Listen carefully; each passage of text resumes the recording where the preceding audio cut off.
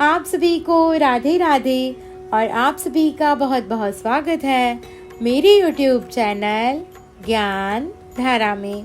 आज हम जानेंगे वैशाख पूर्णिमा के बारे में। वैशाख पूर्णिमा व्रत कथा, पूजा विधि, महत्व।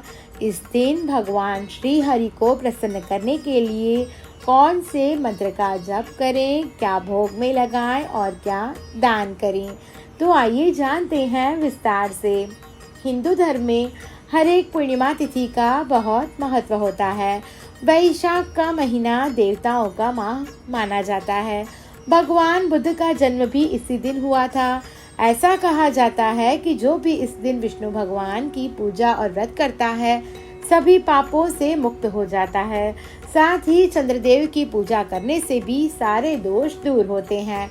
वैशाख पूर्णिमा पर दान और पवित्र नदी या सरोवर में स्नान करने का विशेष महत्व है। इस दिन भगवान ब्रह्मा ने काली व सफेद तिलों का निर्माण किया था, इसलिए इस दिन तिल का उपयोग जरूर करना चाहिए तथा गौ माता को भी दान करना चाहिए। हिंदू पंचांग के अनुसार वैशाख पूर्णिमा की शुरुआत 11 मई की शाम 8:02 पर शुरू होगी और 12 मई रात 11:26 पर समाप्त होगी। इस तरह उदया तिथि के अनुसार वैशाख पूर्णिमा का व्रत 12 मई को रखा जाएगा। अब हम जानेंगे वैशाख पूर्णिमा के महत्व के बारे में। वैशाख माह में आने वाली पूर्णिमा अत्यंत महत्वपूर्ण मानी जाती है। यह मास दान, पुण्य और नारायण की उपासना के लिए अत्यंत ही फलदायी माना गया है। वैशाख पूर्णिमा के दिन स्नान, दान करने और विष्णु जी की पूजा करने से व्यक्ति को सभी संकट और परेशानी से छुटकारा मिल जाता है। पूर्णिमा के दिन माता महालक्ष्मी की पूजा का विधान है। इस दिन धन की देवी की पूजा करने से घर में सुख, सौभाग्य और समृद्धि मिलती है।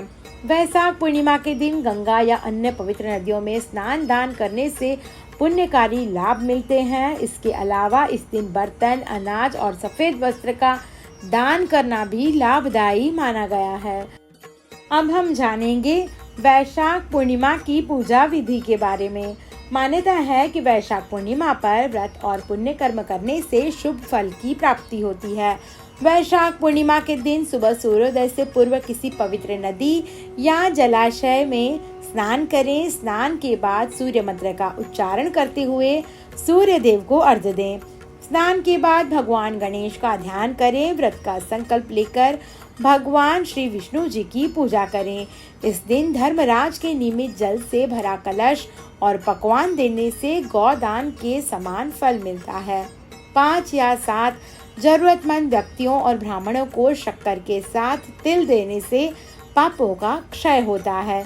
इस दिन तिल के तेल के दीपक जलाएं और तिलों का तर्पण विशेष रूप से करें। साथ ही व्यक्ति को छाता, पानी भरा घड़ा, ककड़ी, खीरा कुछ न कुछ दान करें। इस दिन व्रत के दौरान एक समय भोजन करें। अब हम जानेंगे वैशाख पूर्णिमा की कथा के बारे में। ओम नमो भगवते वासुदेवाय। द्वापर युग के समय की बात है। एक बार माँ यशोदा भगवान श्री कृष्ण से कहती है कि हे कृष्ण, तुम सारे संसार के पालनहार हो, मुझे तुम कोई ऐसा विधान बताओ जिससे किसी भी स्त्री को विधवा होने का कोई डर न रहे और यह व्रत सारे मनुष्यों की सभी इच्छाएं पूरा करे। माता की बात सुनकर भगवान श्री कृष्ण जी कहते हैं कि माँ, आपने मुझसे बहुत अच्छा प्रश्न किया। मैं आपको ऐसे व्रत के बारे में विस्तार से कहता हूँ। अपने सौभाग्य प्राप्ति के लिए सभी महिलाओं को 32 पूर्णमासी का व्रत करना चाहिए। इससे सौभाग्य की प्राप्ति और संतान की रक्षा होती है। एक बहुत ही प्रसिद्ध राजा चंद्रहास्य के शासन में रत्नों से परिपूर्ण कांतिका नामक नगर था, जिससे धनेश्वर नाम का ब्राह्मण निवास करता था। उसकी पत्नी का नाम सुशीला था। वह बहुत ही सुंदर थी। उनके घर में धन संपत्ति की कोई कमी नहीं थी, लेकिन ब्राह्मण और उसकी पत्नी की कोई संतान नहीं थी। एक दिन उस नगर में एक साधु आता है। सभी के घरों से वह भिक्षा लेकर जाता है, लेकिन ब्राह्मण के घर से भिक्षा नहीं लेता। हर रोज अब वह साधु ऐसे ही करता है। नगर में सभी के घर से भिक्षा लेकर गंगा नदी के किनारे जाकर भोजन ग्रहण करता है। यह सब देखकर ब्राह्मण बहुत दुखी हो जाता है और साधु से जाकर पूछता है कि आप नगर में सभी के घर से भिक्षा लेते हैं, लेकिन मेरे घर से क्यों नहीं? इसका कारण क्या है? तभी साधु कहता है कि तुम निसंतान हो, ऐसे घर से भिक्षा लेना पतितों के अन्न के समान हो जाता है, इसलिए मैं पाप का भागीदार नहीं बनना चाहता। धनेश्वर यह सुनकर बहुत ही दुखी हो गया और साधु को हाथ जोड़कर कहने लगा, हे मुनिवर, आप मुझे ऐसा कोई उपाय बताइए जिससे मुझे संतान प्राप्ति हो। तब साधु ने उससे 16 दिन तक माँ चंडी की पूजा करने को कहा। उसके बाद साधु के कहे अनुसार ब्राह्मण दंपति ने ऐसे ही किया। उनकी आराधना से प्रसन्न होकर 16 दिन बाद माँ काली प्रकट हुई। माँ काली ने ब्राह्मण की पत्नी को गर्भवती होने का वरदान दिया और कहा कि अपने सामर्थ्य के अनुसार प्रत्येक पूर्णिमा को तुम दीपक जलाओ। इस तरह हर पूर्णिमा के दिन दीपक बढ़ाती जाना, जब तक कम से कम 32 दीपक न हो जाएं। ब्राह्मण ने अपनी पत्नी को पूजा के लिए पेड़ से आम का कच्चा फल तोड़कर दिया। उसकी पत्नी ने पूजा की और फलस्वरूप वह गर्भवती हो गई। प्रत्येक पूर्णिमा को वह माँ काली के कहे अनुसार दीपक जलाती रही। माँ काली की कृपा से उनके घर एक पुत्र ने जन्म लिया, जिसका नाम देवदास रखा गया। देवदास जब बड़ा हुआ तो उसे अपने मामा के साथ पढ़ने के लिए काशी भेजा।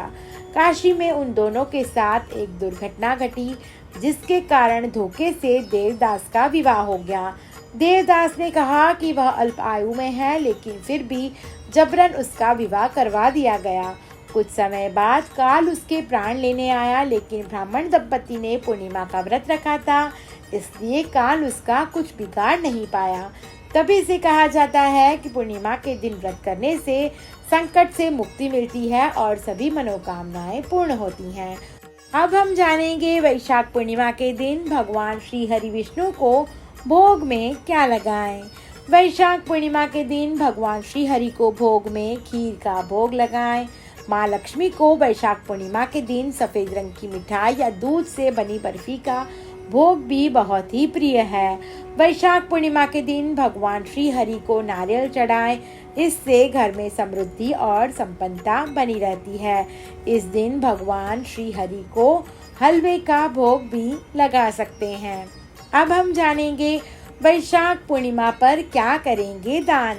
वैशाख पूर्णिमा के दिन शक्कर व तिल का दान करने से अनजाने में हुए पाप से मुक्ति मिलती है और भगवान विष्णु का आशीर्वाद मिलता है। वैशाख पूर्णिमा के दिन पंखे का दान अत्यंत शुभ माना गया है। धूप व परिश्रम से पीड़ित लोगों को पंखा शीतलता प्रदान करता है। मान्यता है कि ऐसा करने से व्यक्ति सभी सुख भोग कर अंत में मोक्ष को प्राप्त होता है। इस दिन गरीब व जरूरतमंद लोगों को चप्पल या जूते का दान करना चाहिए।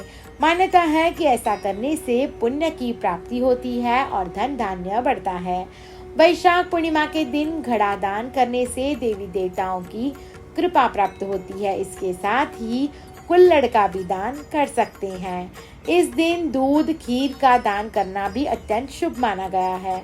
मान्यता है कि ऐसा करने से माता महालक्ष्मी के साथ भगवान विष्णु का भी आशीर्वाद मिलता है। वैशाख पूर्णिमा के दिन अन्न व वस्त्र का दान करना भी अत्यंत शुभ माना गया है। मान्यता है कि ऐसा करने से जीवन में सुख समृद्धि आती है। पूर्णिमा की दोपहर पितरों के लिए गया धूप ध्यान अत्यंत शुभ माना गया है। पूर्णिमा को दोपहर पितरों के लिए किया गया धूप ध्यान अत्यंत शुभ माना गया है।